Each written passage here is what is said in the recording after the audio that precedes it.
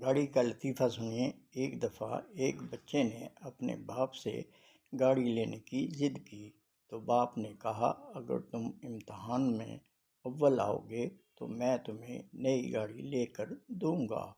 اس پر بیٹے نے منہ بناتے ہوئے کہا کہ اس کا مطلب یہ ہے کہ آپ کبھی بھی گاڑی لے کر نہیں دیں گے۔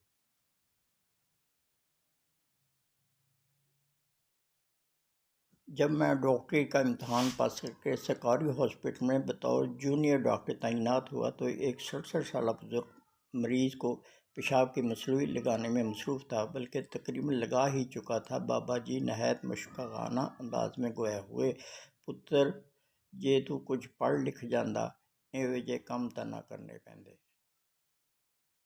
بعد از مرگ دو لڑکیاں آپس میں بہت گہری سہیلیاں تھیں، اتفاق سے دونوں ایک ہی دن مر گئیں۔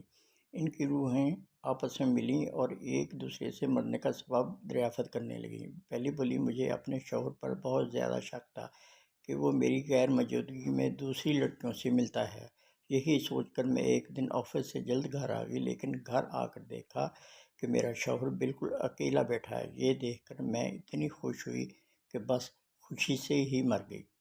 دوسری سہیلی بولی، کاش اس وقت تم نے فریج کھول کر دیکھ لیا ہوتا تو نہ تم مرتی اور نہ میں۔